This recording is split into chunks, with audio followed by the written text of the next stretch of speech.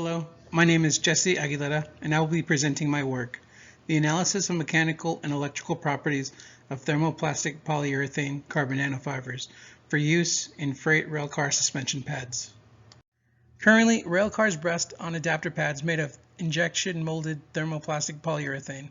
This design features two copper studs located at the center of the polymer pads, as you can see in Figure 1, which provide stress relief for the axle during movement and while negotiating curves, whereas the copper studs are used to transmit signals between the rails and the onboard systems.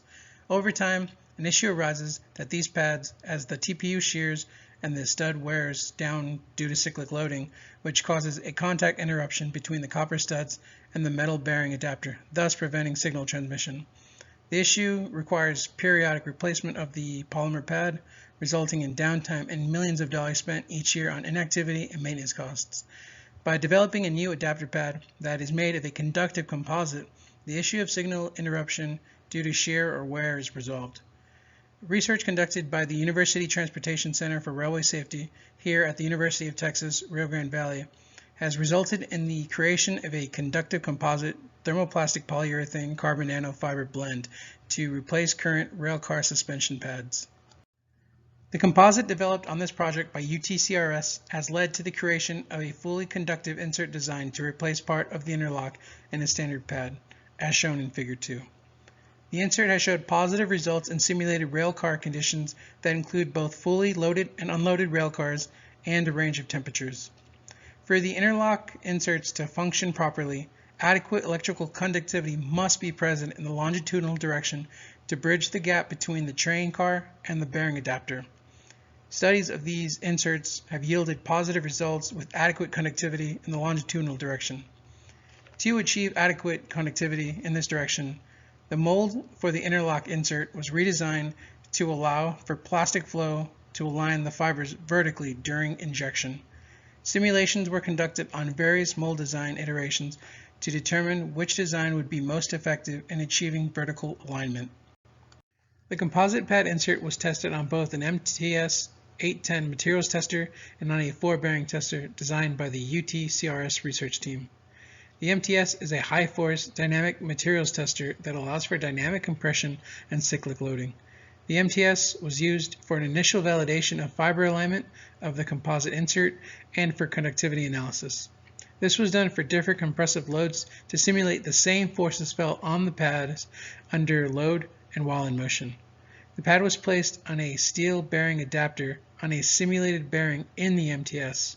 A plate of galvanized steel was placed on the pad to create a flat contact surface, and a block of acrylic was placed over the plate to act as an insulator and force current through the pad.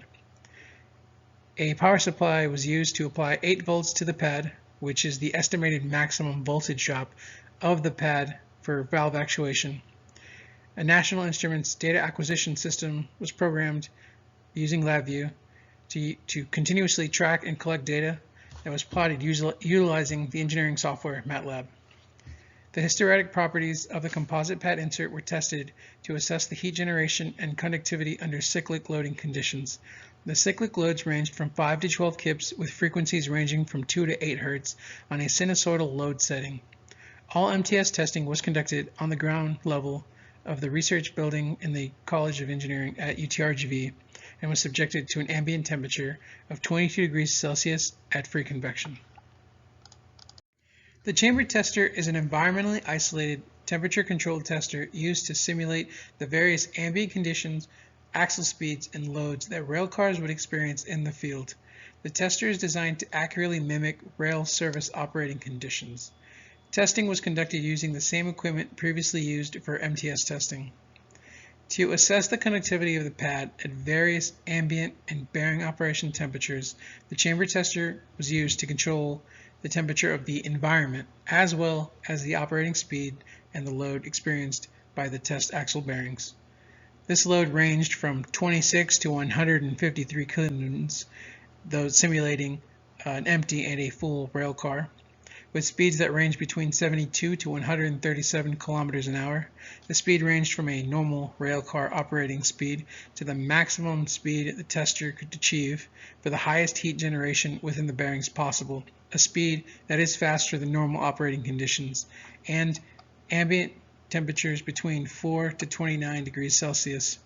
The ambient temperature in the chamber was set using a temperature-controlled refrigeration unit capable of cooling the chamber to negative 40 degrees Celsius. During each test, the electronic valve was tested at each operating condition. Figure 4 contains the first set of experiments conducted on the four-bearing tester following the conductivity of a full composite insert pad at various specified loads, speeds, and ambient temperatures. The resistivity results for the given parameters are well within the ideal conductivity boundary on the graph. The electronic freight valve was also tested and successfully actuated during all tests performed. Once again, the low resistivity in the pad marks it as being highly conductive.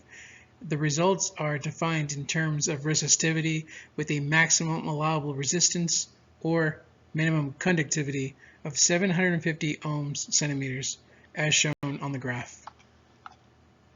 The sole purpose of Figure 5 was to monitor the temperature of the composite pad insert during the conductivity tests that were plotted in Figure 4 on the previous slide. Many of the tests reached steady state within 2 hours. 4 of the 6 tests had a duration of 20 hours, and tests 1 and 3 were performed as a preliminary assessment to find the point at which a relative steady state temperature was achieved. Table 1 lists all testing parameters and the corresponding results for tests conducted on the four-bearing chamber tester.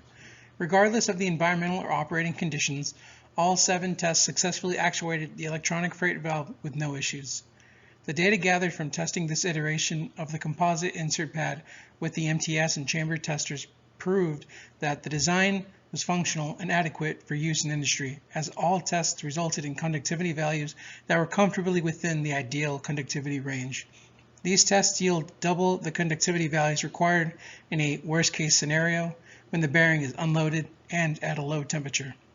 This implies that the alterations made to how the inserts were molded resulted in an increase in vertical fiber alignment, which translated to higher pad conductivity. The temperature testing produced results of low thermal hysteresis, and the change in temperature of the corresponding insert was only 3 to 7 degrees Fahrenheit. Additionally, the electronic freight valve successfully actuated during testing at different speeds, loads, and ambient conditions. These testing results validate the conductivity of the new design and provide the reliability of the pad in standard service operation. The results indicate that the new method of manufacturing TPU CNF polymer steering pad inserts could be practical and an effective means of creating a conductive composite to replace the current pads in industry. Nearly double the ideal conductivity needed was produced at normal operating conditions, and the addition of the composite insert did not significantly impact the hysteretic properties of the pad. Future development of this project could result in the implementation of this technology in the field to actuate various freight valves and sensors on rail cars, which could lead to extended service life of polymer steering pads and millions saved in maintenance and downtime.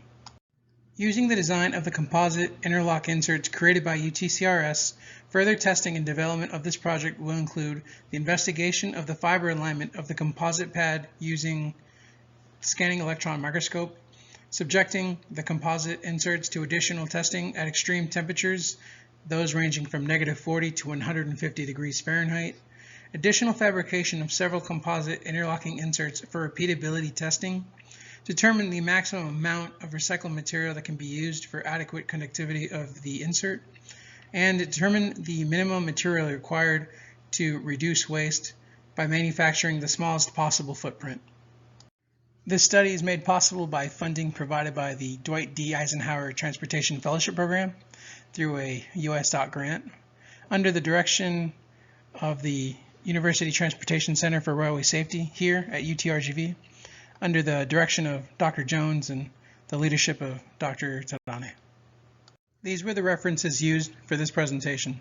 Thank you.